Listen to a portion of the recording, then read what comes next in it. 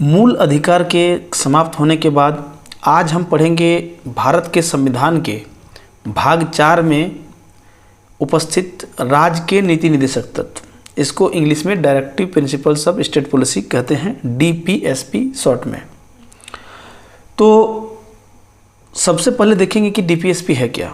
तो सिंपल से इतना समझिए कि DPSP भारत के नागरिकों के लिए संविधान में दिए गए वैसे अधिकार है जो केवल राज्य को एक निर्देश के रूप में दिया गया है, निर्देश के रूप में दिया गया है कि डायरेक्ट किया गया है कि आप जो नियम कानून विधि बनाएंगे तो लोगों के लिए इन बातों का ध्यान रखेंगे। मतलब इन अनुच्छेदों को जो बातें अभी देखेंगे हम, उसको सरकार के लिए लागू करना अनिवार्य नहीं है या आप उसके लिए न्यायालय में नहीं जा सकते हैं, जैसे कि मूल अधिकारों के मामले में। तो एक प्रकार से राज्य के लिए कर्तव्य के जैसा है, या राज्य के लिए एक ऐसा निर्देश है जिसको वो अपना नियम बनाते समय लोगों के लिए ध्यान रखेगा। तो सबसे पहले हम देखेंगे कि जो नीति निर्देशक तत्व है 36 से 51 के बीच में है, कि ये जो 36 से 51 या जो अनुच्छेद जो है ये भारत सरकार के वेबसाइट से लिया गया है, एकदम प्योर है, ओरिजिनल है। वहीं से जितने भी किताबें लिखी गई हैं या जो भी कुछ है, नोट्स देखते होंगे, सब वहीं से कॉपी किया जाता है, मतलब वो ओरिजिनल है। इन दिए गए बातों को हम विद्वानों ने इसे 3 भागों में बांटा है। एक तो है कि समाजवादी सिद्धांत, एक गांधीवादी सिद्धांत, एक उदार पाश्चात्यवादी सिद्धांत, या उसको कहते हैं उदार बौद्धिक सिद्धांत या पाश्चात्यवादी सिद्धांत कह सकते हैं। उनके कैरेक्टर और उनके जो उनमें दी गई बातें हैं उसके आधार पर उसको वर्गीकृत किया जाता है। उसके बाद देखेंगे कि क्या ये जो निर्देश दिया गया है भाग 4 में, इसके अलावा भी ऐसा कोई निर्देश है जो संविधान के अन्य स्थानों पे अन्य अनुच्छेदों में दिया गया है, तो उसको भी देख लेंगे। ये भी देखेंगे कि क्या जो अनुच्छेद भाग 4 में जो नीति निर्देशक तत्व दिया गया था उसके बाद उसमें कुछ संशोधन हुआ है, क्या उसमें कुछ हटाया गया है या कुछ उसमें जोड़ा गया है, उसको भी देख लेंगे। ठीक है। इसके बाद इतना होने के बाद एक चीज़ तो ज़रूर हमें देखेंगे कि ये मूल अधिकारों के साथ किस तरह से अलग है, यानी मूल अधिकारों के साथ इसका अंतर हम देखेंगे। ठीक है।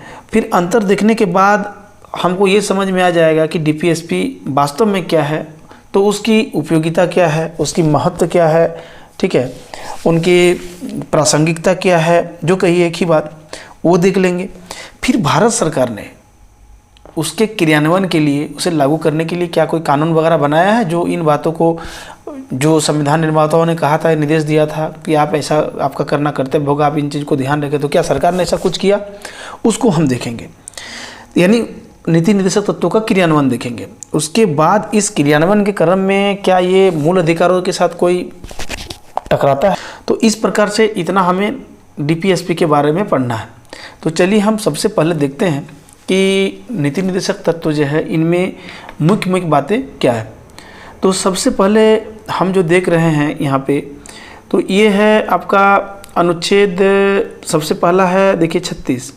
तो अनुच्छेद 36 जो है, अनुच्छेद 36 में दिया गया है, जिस तरह मूल अधिकार में आपको मैंने बताया था कि मूल अधिकार में जिस तरह से राज्य की परिभाषा दिया गया था, ठीक है, 12 में, तो उसी तरह से ये अनुच्छेद 36 में राज्य की परिभाषा दिया गया है। और राज्य का भी वही अर्थ है जो भाग 3 में मूल अधिकार में दिया गया है। ठीक है, इसमें कोई ये नहीं है। 37 कहता है, ये बहुत इंपॉर्टेंट, ध्यान रखिएगा। 37 कहता है कि इस भाग में अंतर्विष्ट तत्वों को लागू होना। मतलब ये कह रहा है कि चूंकि इसके उपबंध किसी न्यायालय द्वारा प्रवर्तित नहीं होंगे, ठीक है, बावजूद, ठीक है, ये देश के शासन में मूलभूत है और विधि बनाने में इन तत्वों को लागू करना राज्य का कर्तव्य होगा। ये बहुत इंपॉर्टेंट है। ये इसीलिए इम्पोर्टेंट है कि यहीं से न्यायालय को इसमें हस्तक्षेप करने का मौका देता है, यानी न्यायिक समीक्षा के दायरे में ला देता है। आगे हम देखेंगे। खैर, 38 जो अनुच्छेद है, राज्य लोक कल्याण की अभिवृद्धि तथा सामाजिक व्यवस्था बनाएगा। ठीक है, इसमें 2 भाग है। पहला भाग जो है इसको संविधान के 40वां संशोधन अधिनियम 1978 में जोड़ा गया। इसका दूसरा भाग है, एक बार आप इसे देख लेंगे पढ़ के, ठीक है। उससे भी 44वें संविधान संशोधन 1978 में जोड़ा गया, ये दोनों को, ठीक है। उसके बाद हम देखते हैं 39। तो 39 में राज्य द्वारा अनुकरणीय कुछ नीति बहुत है कि पुरुष और स्त्री की जो है जीविका के पर्याप्त साधन का ही हो, समुदाय के जो भौतिक स्वामित्व का नियंत्रण इस प्रकार बटा हो कि उसका सामूहिक हित में सर्वोत्तम रूप से उसका हित सर्वोत्तम रूप से साधन हो। ठीक है। आर्थिक व्यवस्था इस प्रकार से चले कि उत्पादन के सर्वसाधन के लिए अहितकारी संकेंद्रण ना हो, मतलब कोई गरीब अमीर का विभाजन ज़्यादा ना रहे। समान कार्य के लिए समान वेतन स्त्री पुरुषों के लिए। ठीक है। पुरुष और स्त्री कर्मकारों के स्वास्थ्य और शक्ति तथा बालकों के सुकुमार अवस्था का दुरुपयोग ना हो। ठीक है। और आर्थिक आवश्यकता से विवश होकर नागरिक को ऐसे रोजगार में न जाना पड़े जिससे उसकी आयु और शक्ति के अनुकूल ना हो। ठीक है। उसी प्रकार बालकों को स्वतंत्र और गरिमामय वातावरण स्वस्थ विकास के अवसर और सुविधा दी जाए और बालकों और अल्प व्यय व्यक्तियों की शोषण से तथा नैतिक और आर्थिक परिदृश्य से रक्षा की जाए। ये 42वें संशोधन 1976 में जोड़ा गया। 39 को है समान न्याय, निःशुल्क और विधिक सहायता। ठीक है। इसको 42वें संविधान संशोधन 1976 में जोड़ा गया। हर अनुच्छेद के बाद ध्यानपूर्वक पढ़ लेना है, क्योंकि पीटी में अक्सर आता है कि क्या किस में है नहीं है, इसीलिए जानना जरूरी है। अगला हम देखते हैं अनुच्छेद 40 ग्राम पंचायतों का संगठन। ठीक है। 41 कुछ दशाओं में काम, शिक्षा और लोक सहायता पाने का अधिकार, काम की न्याय संगत और मनोचित दशा में प्रसूति सहायता का उपबंध। ठीक है। महिलाओं के लिए, कर्मकारों के लिए निर्वाह मजदूरी आदि। 43 को में है उद्योगों के प्रबंध में कर्मकारों का भाग लेना। ठीक है। इसको 42वें संविधान संशोधन 1976 में जोड़ा गया। हम अभी देखेंगे कि किस किस अनुच्छेद में क्या जोड़ा गया। ठीक है। लेकिन उसमें हम इसी जगह लिख देने से हम थोड़ा सा इसको अपने ढंग से कर दिए, इसको अच्छा है ताकि आपको समझने में फ़ायदा हो। 44 है नागरिकों के लिए एक समान सिविल संहिता, जिसके लिए अभी देश में एक बड़ा तूफान आने की बात कही जा रही थी। एक पेपर में मैंने पढ़ा था कि इसको लागू किया जाएगा। सुप्रीम कोर्ट ने भी इसके लिए बहुत बार कहा चुका है। ठीक है। इसको हम लोग अलग से पढ़ेंगे। 45 है कि बालकों के लिए निःशुल्क और अनिवार्य शिक्षा का उपबंध। इसको 86वें संशोधन 2002 में किया गया। इसके लिए 21A जो है आर्टिकल भी जोड़ा गया है मूल अधिकार के रूप में। 21A अनुसूचित जातियों, अनुसूचित जनजाति और अन्य दुर्बल वर्गों की शिक्षा और अर्थ संबंधी हितों की अभिवृद्धि की जाएगी, अनुच्छेद 46 कहता है। 47 कहता है पोषाहार स्तर और जीवन स्तर को ऊंचा करने तथा लोक स्वास्थ्य सुधार राज्य का कर्तव्य होगा। ठीक है। कृषि और पशुपालन का जो है संगठन होगा, है ना। 48 को, ठीक है, पर्यावरण का संरक्षण तथा संवर्धन तथा वन तथा वन्य जीवों की रक्षा, इसे 42वें संविधान संशोधन 1976 में जोड़ा गया। 49 जो है राष्ट्रीय महत्व के स्मारकों, स्थानों और वस्तुओं का संरक्षण किया जाएगा। ठीक है। इसको संविधान के 7वें संविधान संशोधन 1956 में जोड़ा गया था। ठीक है। ये 4 वाला, इसके 4 वाला खास करके बाद। 50 में है कार्यपालिका से न्यायपालिका का पृथक्करण। ठीक है।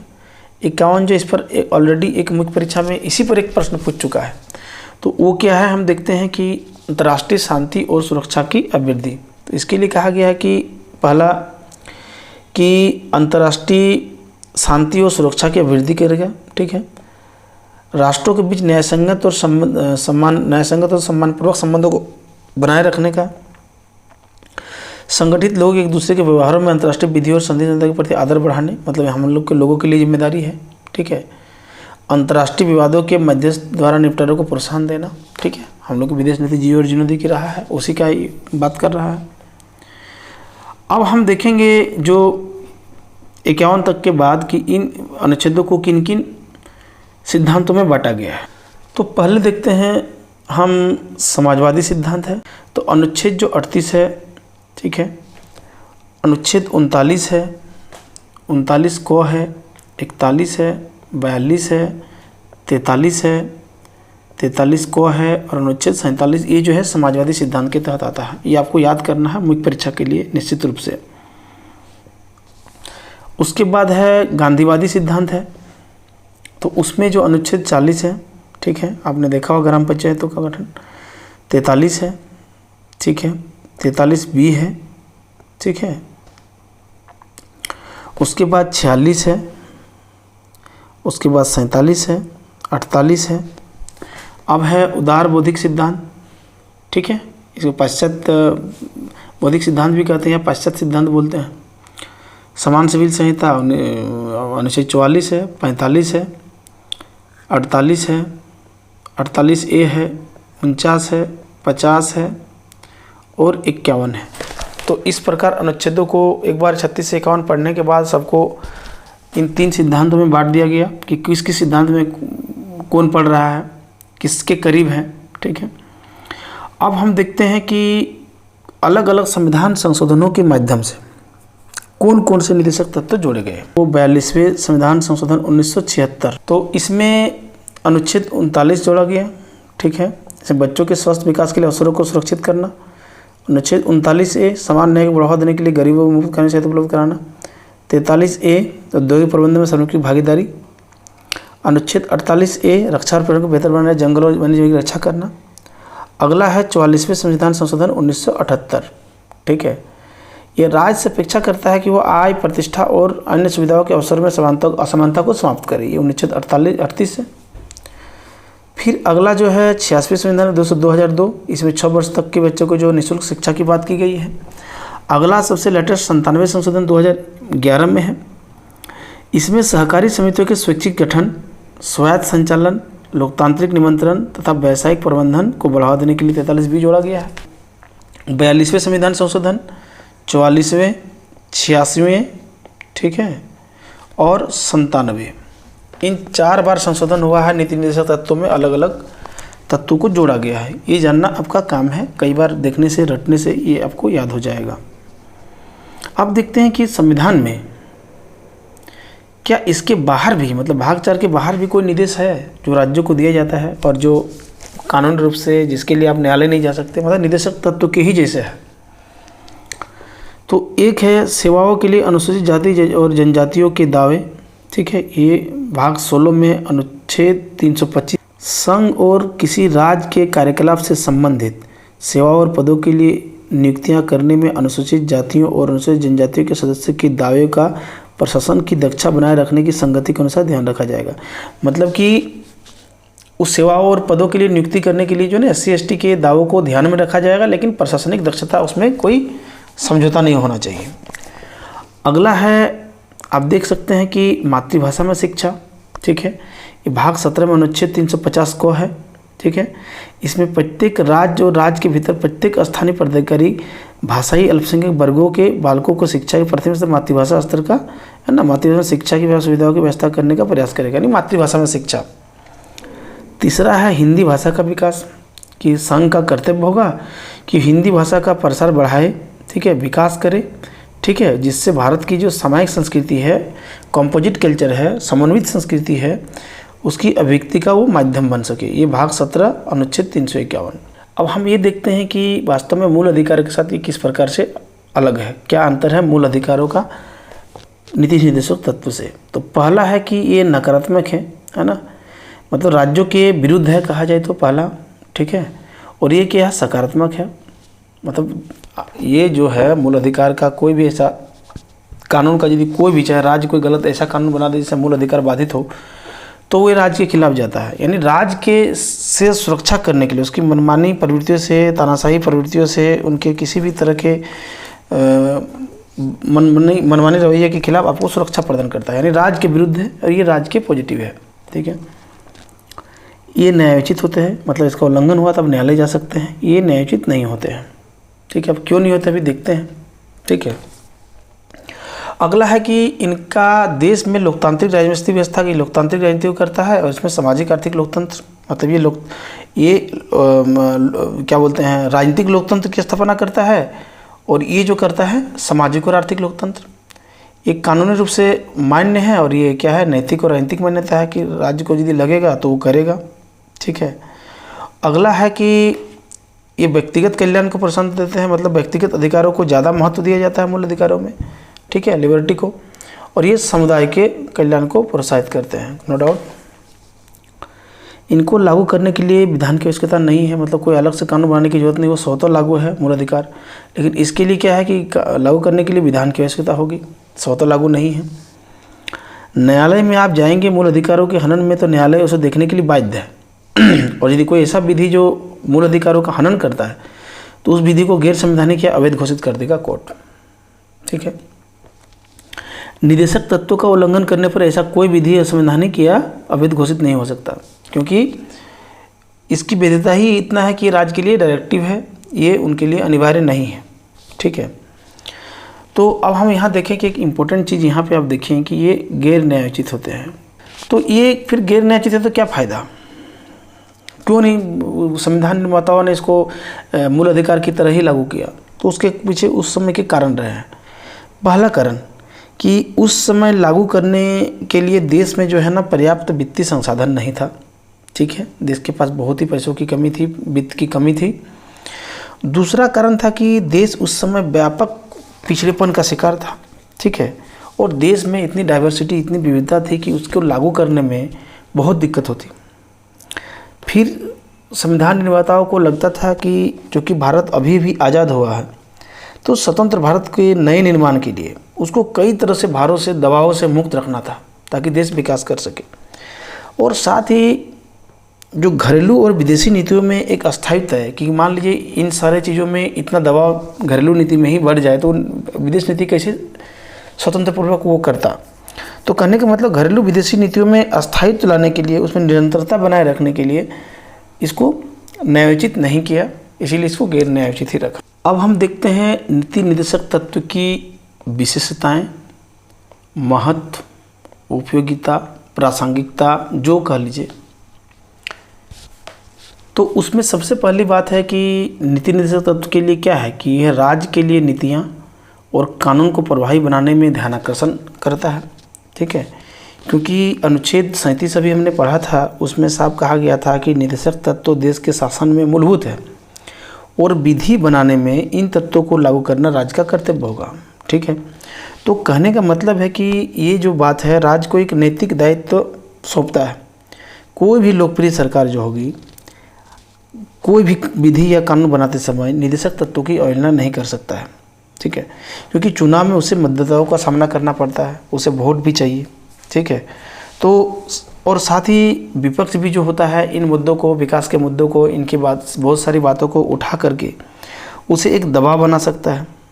ठीक है, तो इन दबाव के कारण क्या है कि वास्तव में सरकार के सामने एक बड़ी कड़ी चुनौती होगा, तो जिसके कारण से वो एक प्रकार से क्या है कि उसको इग्नोर नहीं कर सकता है या फिर डीपीएसपी के महत्व को वो खारिज नहीं कर सकता है। इसका उद्देश्य जो है लोक कल्याणकारी राज्य का निर्माण करना है। ठीक है, इसमें कोई शक नहीं है, क्योंकि मूल अधिकार राजनीतिक लोकतंत्र को बढ़ावा देता है और राजनीतिक लोकतंत्र जो है आर्थिक और सामाजिक लोकतंत्र के बिना अधूरा है। ठीक है, और लोक कल्याणकारी राज्य जो है वो आर्थिक, सामाजिक और राजनीतिक लोकतंत्र के बुनियाद पर टिका हुआ है। ठीक है, अगला है कि यह संविधान की प्रस्तावना को विस्तार देता है। आपने यदि संविधान की प्रस्तावना को अब तक पढ़ा होगा, जो कि हमने ऑलरेडी वीडियो बनाया हुआ, तो उस प्रस्तावना को पढ़ने के बाद आपको ये समझ में आ जाएगा कि नीति निर्देशक तत्व की जो बातें हैं, जो इनकी बातें हैं, उन बातों के आधार पर ये आप समझ सकते हैं कि संविधान की प्रस्तावना को ये विस्तार देता है। मतलब कि प्रस्तावना की बातों को ये कई प्रकार से बढ़ावा देता है, जैसे कि न्याय, स्वतंत्रता, समानता, बंधुत्व, एकता, अखंडता कह सकते हैं, ये सब जो है वो बढ़ावा देता है। उसके अगला है कि ये घरेलू और विदेशी नीतियों में अस्थायित्व और निरंतरता लाता है। अभी हमने पढ़ा भी था, क्योंकि अभी इसके कारण भी मैंने बताया था। ठीक है, ये गैर न्यायिक प्रकृति ऑलरेडी मैंने डिस्कस अभी किया है जस्ट।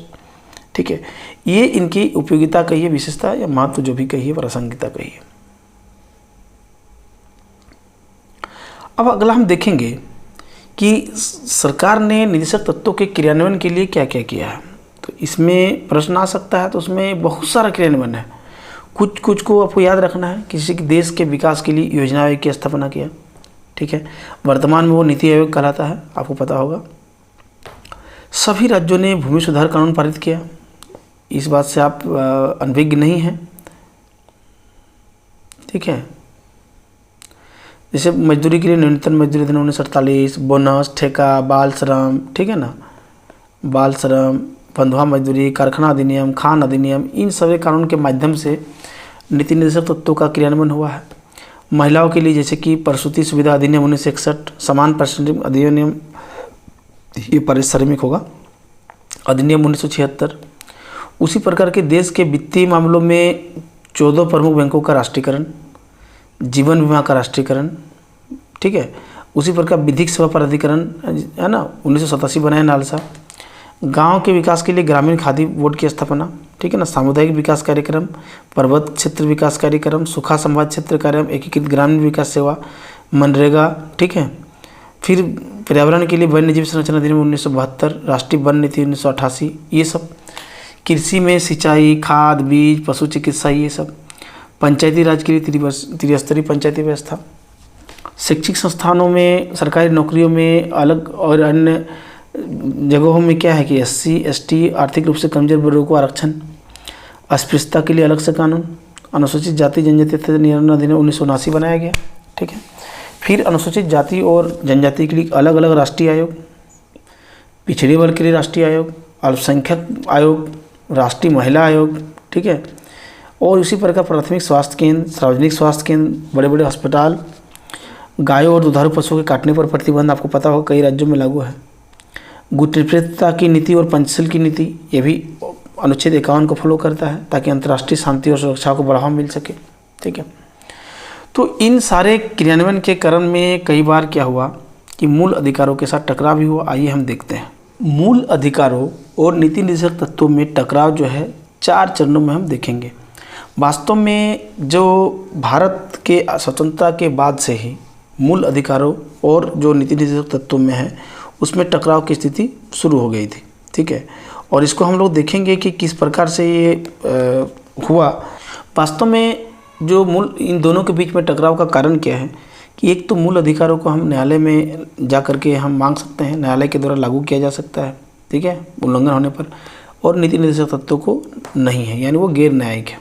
एक दूसरी बात, अनुच्छेद जो 37 मैंने बताया था कि ये विधि के लिए, उसमें कहा गया है कि यह देश के शासन में मूलभूत है और विधि बनाने में इन तत्वों को लागू करना राज्य का कर्तव्य होगा। इसके कारण से क्या है कि स्वाभाविक रूप से इन दोनों के बीच में टकराव शुरू होता है और ये संविधान के लागू होने के साथ ही शुरू हो गया।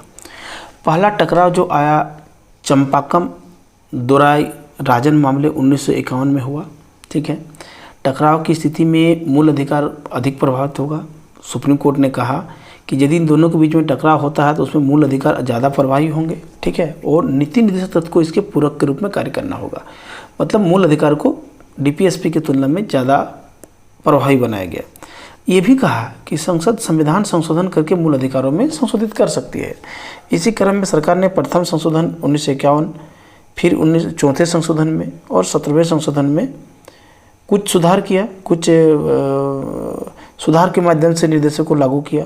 1967 में गोलकनाथ जो मामले में क्या हुआ कि संसद ने कहा, सुप्रीम कोर्ट ने कहा कि संसद किसी मूल अधिकार को समाप्त नहीं कर सकती है। ये भी कहा कि नीति निर्देशक तत्व को लागू करने के लिए मूल अधिकारों में संशोधन नहीं किया जा सकता है। इसके जवाब में सरकार ने क्या किया कि सरकार ने 24वें संविधान संशोधन और 25वें संविधान संशोधन पास किया। 24वें में उन्होंने कहा कि संसद जो है वह संवैधानिक संशोधन करके मूल अधिकारों को कम या समाप्त कर सकती है, ठीक है। 25वें में उन्होंने क्या किया कि संसद ने एक नया अनुच्छेद 31 ग जोड़ा। उसमें 2 बातें थी। पहला कि अनुच्छेद 39 ख और 39 ग, मतलब कि 39 ख जो है भौतिक संसाधनों का सार्वजनिक हित में वितरण, ठीक है, और 39 ग जो है धन और उत्पादन के साधनों के अहितकारी संकेतन को रोकना।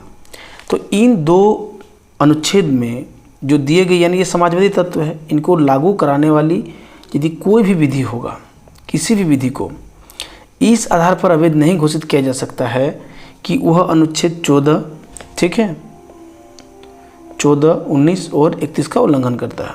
ये संसद ने कानून बनाया, ठीक है। 31 ग में जोड़ करके ये बात जोड़ा कि 39 ख और ग में जो बातें हैं समाजवादी बातें, उसको लागू करने वाली किसी विधि को इस आधार पर अवैध नहीं घोषित किया जा सकता है।